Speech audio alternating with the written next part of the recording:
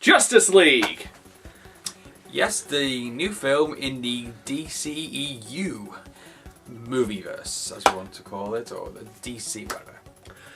A dude called Steppenwolf has got a bunch of alien bug things and he's going to try and take over the world. The only thing stopping him is a team of ragtag superheroes. The Avengers! Now the other one. Oh yeah. Alpha Flight. That's the one. Okay, yes. So yeah, that's a basic setup for this. We knew this film was going to be here soon because we've had Wonder Woman, we've had Suicide Squad, Batman vs Superman. It was a big build-up towards this, wasn't it? So this is like the Avengers of the DC universe. And let's talk about first. Should we talk about the overall plot to the story? Should we talk about the plot first? I feel like we got the general. Okay, no. Guy coming to take over the world and superheroes got to stop him. And that's basically it. Yeah, this is as basic as you can get for a superhero movie. It's if you compare it to Batman vs Superman, where there were so many subplots going on and there were too many characters and they all had different motifs. This one is just very stripped down, just very basic. You know, there are good guys, there's a bad guy, they need to fight, and that's it really. And I think that's what people wanted, I guess. I think the best thing you could probably compare it to is the Justice League TV series from the 2000s. That one had a very similar premise. Alien invading force, superheroes gotta team up. And that's basically it. It doesn't really go that much further, but then again, Avengers didn't have like that complex a story when you got down to it. It was all the little character interactions. Yes. And that's why I feel like this film isn't as strong, because you don't have those established stories. Yes. We've said before that that's what I personally think. I personally think DC have rushed into things a little bit. I think they've seen Marvel's success and they want their success now. They know, Warner Brothers know they own all the superhero rights, so they think let's do our own universe. The problem is though, as we can tell, the film's been kind of hit and miss. Yes, they have, and I think they just have not thought it out properly. But focusing on this film, I think the real problem is you're introduced to Aquaman, The Flash, and Cyborg into this one film, and it's a 2-hour film. Think about that, because you got to have the basic structure, beginning, middle, end. They're gonna fight a villain, but also you got to introduce the 3 main characters. They are part of this team, and that's what the biggest criticism I have for this film. And not a lot of time is focused on these new characters. Think about, for example, the Barry Allen bit. Barry Allen, I like the guy who plays this guy. I can't remember his name, but I thought he did a good job as Barry Allen the Flash. But there wasn't enough of his backstory. There was a scene where you see him with his dad, and I thought this is quite good. It's good to see it, but then it's never mentioned again until the end of the movie. And I thought it was a real shame, because I could bring more characters to him. And when he was saying, I don't have many friends, I'd love to join this team. I'd like to see him explore a bit more. But yeah, like probably the biggest development will probably go to Batman. He kind of realized that his dick. I don't feel like dick's a strong enough word. Cock magnet in Batman vs Superman, where he tried to kill the symbol of truth and justice.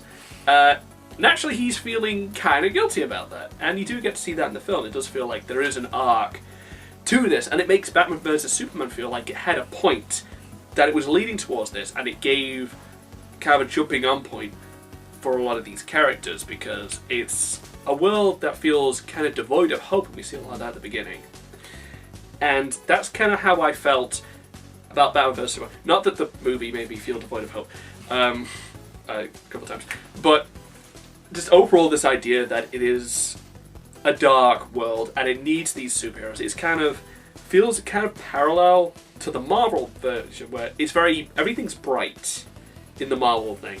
It kind of feels like this is a world that we're trying to defend, whereas the DC version feels like this is a world that we need to make better.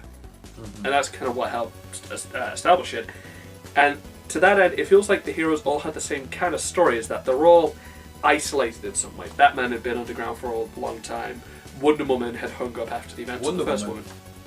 Wonder Woman. You said Wonder Woman. Did I? Yeah, never mind. I'm joking. Play it back several times. Wonder Woman. The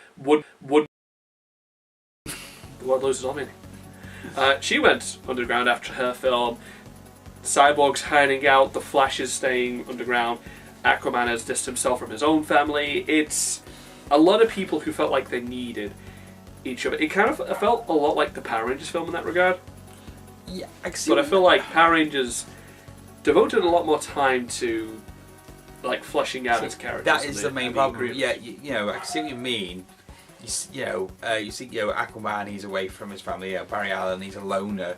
But that's it. We see the setup, but we don't see it fleshed out at all, and that is a big. For me, that's a big problem with the film. Because when they come together as a team, I felt there was no oomph to it. Because like when these characters, when you care for these characters, when they come together, it's just got to be like fist pump into the air, really rooting for them. But for me, personally, I wasn't rooting for them at all. It's a real shame, really, because these are good characters as well. I mean, they've had such a big history in the DC comics. It's a shame that when I was watching them, I thought, I don't really care about these guys at all. That is my problem with this film. I did care about these characters. I feel like this Superman, this Batman, and this Wonder Woman are some of my favourite interpretations of the character for different reasons, but at the same time, comparing it to Avengers, I know it's not fair, but it really does feel like the example of this idea done right. And in this film, you have like a bunch of action scenes, you have the characters kind of coming together slowly, kind of piece by piece. In Avengers, there's very little big action scenes until the end, when it's like half an hour's action.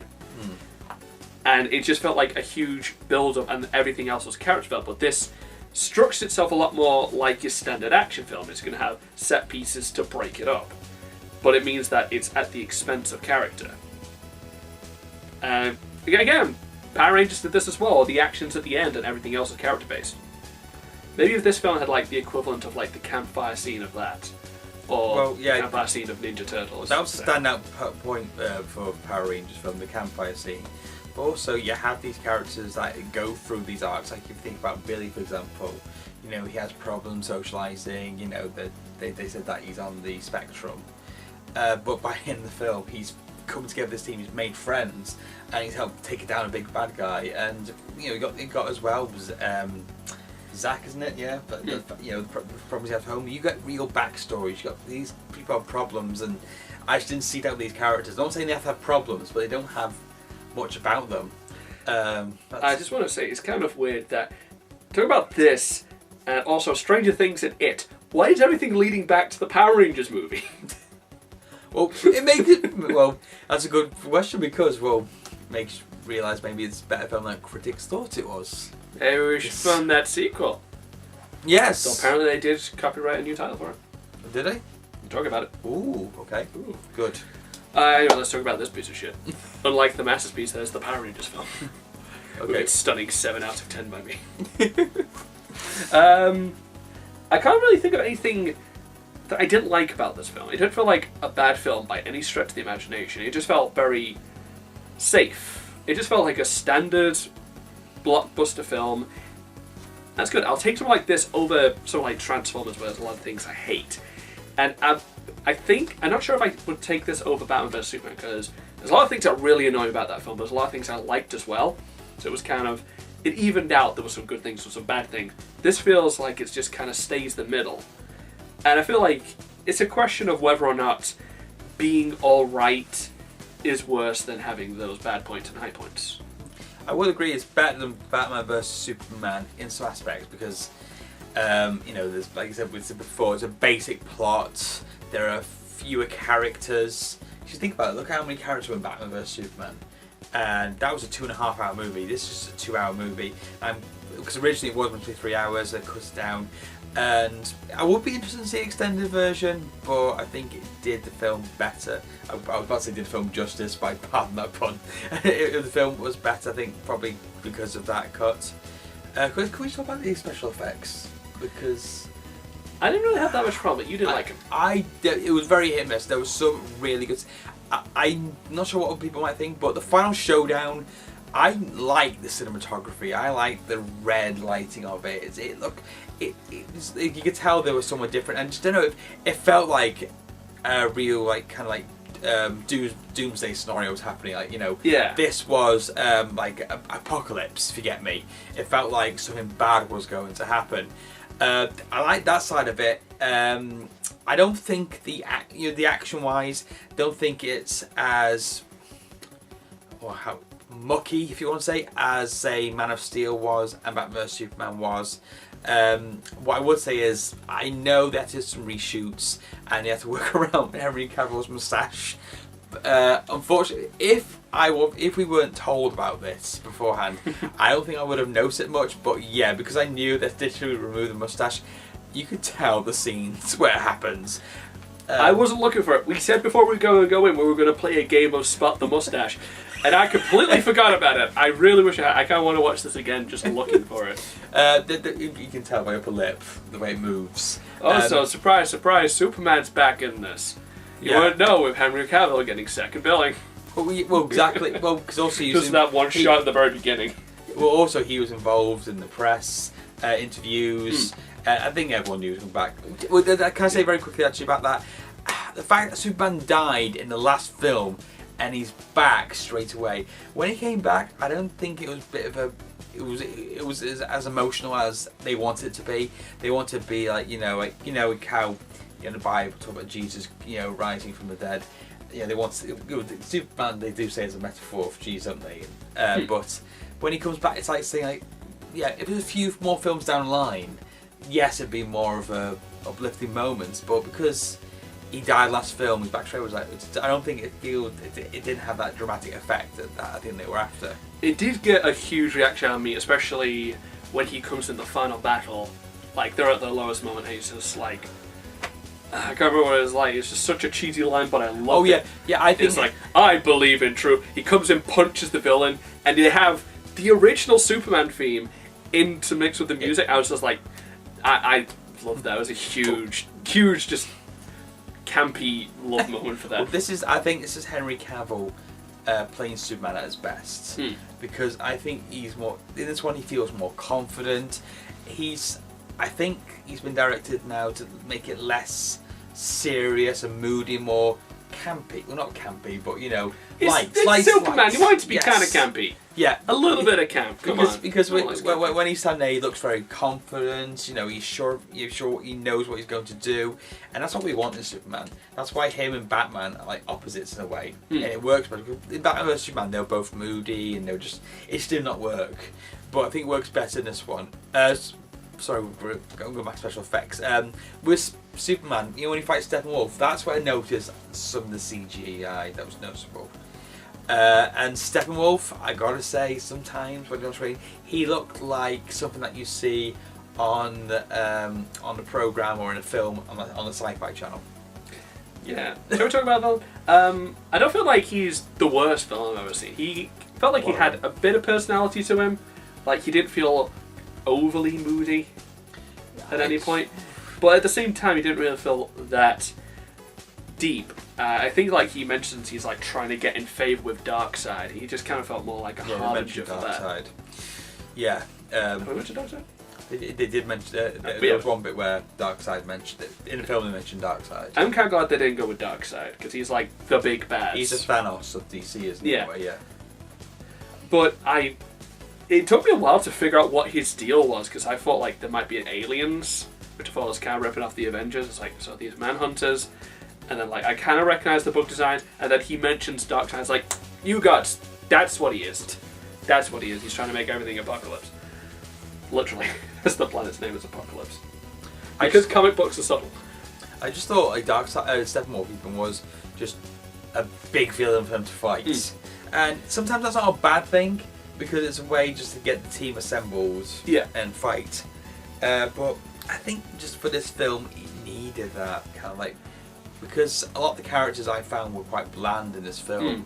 I wanted a good villain, and it's a shame that I didn't get that. Avengers kind of had Loki to kind of power it through. That was a great performance. Also, because you had Loki in the Thor film, the audience knew about him already. They knew his personality, so that made that villain stronger, wasn't it? But Steppenwolf, because he does just appear in a film in front of the Amazons, and there's nothing. They say, oh, it's Steppenwolf, and they talk about how he's such a big villain and all that, but that's about it, really.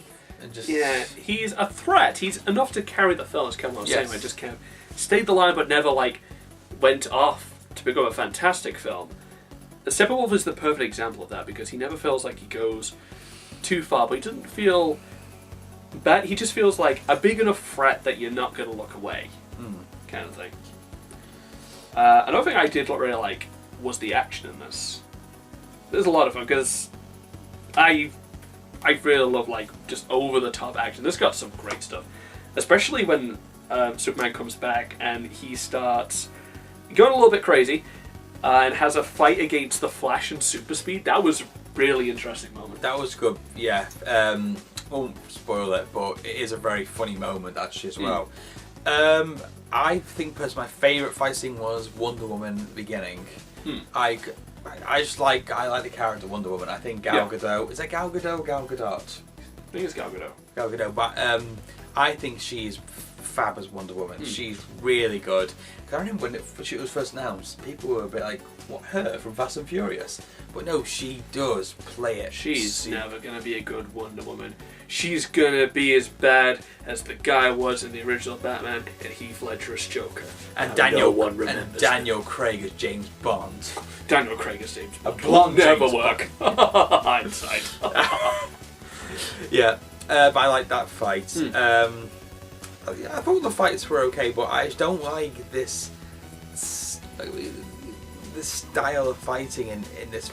I don't know why, because I think Zack Snyder, I think he loves style a lot. It's definitely where it is his best players. Yeah, it is, yeah. But sometimes it can be a bit too much. I mean, he didn't do too much of slow motion this, because there are certain films like 300, for example, where he does do the slow motion too much and it gets a bit tiring after a while, but here he doesn't do it too bad. The fights are better than Batman vs Superman, because I thought sometimes, because a lot of Batman vs Superman fights were in the dark and you couldn't really see all the time what was going on. There are fights that are in daylight. Yeah. So. I did like everyone had their own unique styles of fighting as well. Wonder Woman definitely felt like the brawl of the team.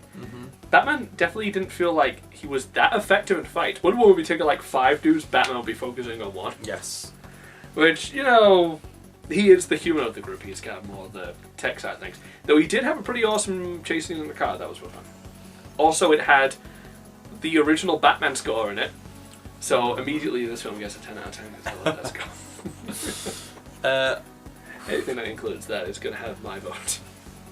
I don't know what else I can say. It's done effects. There's not much else to talk about, is there? Can I say, a lot of, I'm sure there are a lot of reviews saying this is has a lighter tone than Batman vs Superman, and that is definitely true.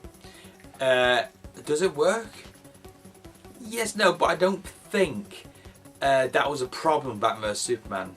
I don't think the dark tone was the problem. It was the story structure, and I think that is this universe's weak structure. Achilles' heel. It is. They're not very good at structuring a story and thinking about the characters properly.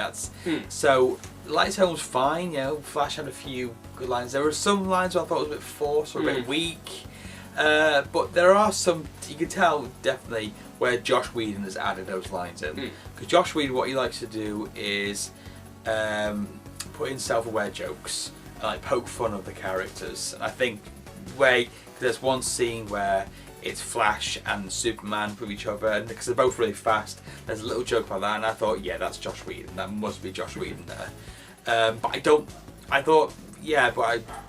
think the light tone meant the film was better for me personally. Yeah, I definitely feel like I felt like because the previous films were so dark in their tone, it kind of felt like when this film got light, it felt like it was more of a transition rather than just this is suddenly a different film series entirely. It definitely felt like it kind of helped give the DC cinematic universe as it is now an arc to it that began with Man of Steel and carried on into Justice League. To a lesser extent, Wonder Woman. you can kind of see tones of that. Now, this is a dark world, and the question is this world worth saving? And ultimately, the answer is, yeah, it's always worth saving. It'd be kind of a boring film if they sat in their asses and wait for the world to end. So shall we get to the final rundown? Yes, go on, you go first. I love the action, and I like the characters. I can't really say that anyone went over the top, but it just felt like a general arc between them, and there wasn't a character I didn't like, I'd say. So for me, it's a 7 out of 10. I feel like a generous 7 out of 10. I've had time to think about this movie. I wouldn't say it's not I don't hate it. I don't think it's underwhelming. Great. It is very underwhelming. I like the fact that Warner Brothers are starting to listen to the feedback and trying. I think this film's probably giving it the right direction, but I think there's not enough. I think there's a lot of work still to go with this. I think Ben Affleck is still great as Batman. I think Gal Gadot is great. Well, there's a few. I've got a few actors. I didn't like Aquaman. I got a bit. I didn't like him in this movie. But I think Ben Affleck and Gal Gadot are still great. I thought Henry Cavill was much better as Superman this one. Some of the action was good, I guess. But I felt like the pacing was really off, and some of the dialogue wasn't right, and I felt like they didn't give too much time for the characters to develop with each other. So for me, unfortunately, it's going to be a 5 out of 10. But it is better than Suicide Squad and better than Batman vs Superman. So that's kind of a positive, I guess, isn't it? So, not a perfect movie, but I think between the two of us, you can kind of guess where you're going to fall on the spectrum of whether or not you're going to, like Chris, you feel like it's a very underwhelming film, or you're like me, where you could kind of excuse some of those things if you're having fun. And I had fun. Okay, first. Good. I ended this with a smile on my face. Can we do a quick talk about post-credits as a spoiler section? Oh yeah, the actual review part's over. We're going to talk like post-credits now, so This is your chance to stop. 3, 2, 1. Deathstroke! Because the thing is though, they were really good at this because there were rumours that Deathstroke was going to be in future movies, but nothing had been confirmed. I know they cast an actor, but it went very quiet for a while, from what I read anyway. And yeah, he appeared, and I thought, wow, this is going to be great. He looks great. It looks great. The design of the costume looks fantastic. He takes his helmet. He looks like he's supposed to. Also, in this scene, you see Lex Luthor, and I know Jesse Eisenberg in Batman vs Superman had a lot of. The man who auditioned for the part of the Joker got Lex Luthor and said, "Damn it, I'm going to play Joker anyway." He got a lot of negative feedback for his role, and you can see why with the whole. You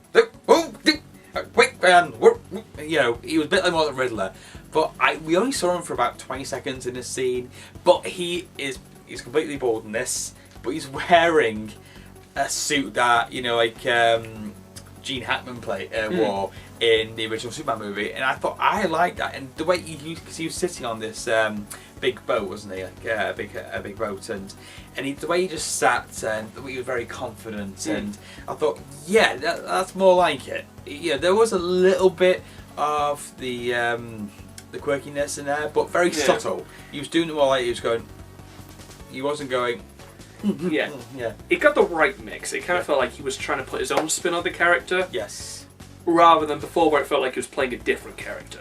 So they're hinting now that they're going to start their own team to take down the Justice League, which I don't know too much about that, but I'd like to read up more about it. But after that clip, I thought I'm quite excited to see what happens next.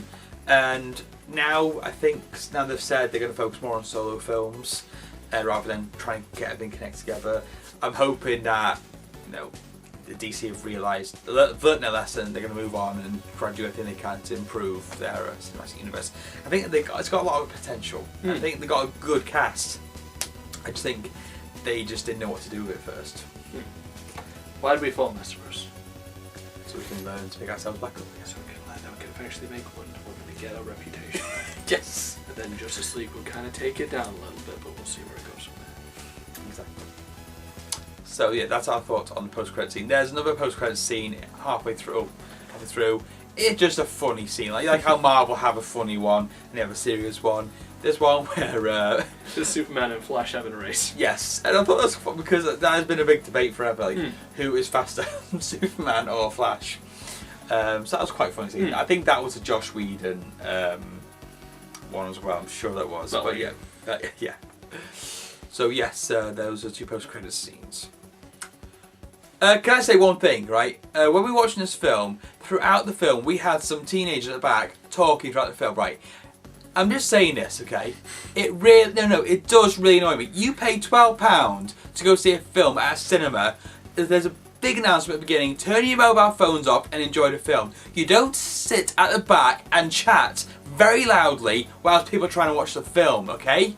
I think that's why I didn't enjoy this film that much. There were people talking at the back. I kept looking over, and there was one point where I felt like getting out of my seat and telling them to be quiet.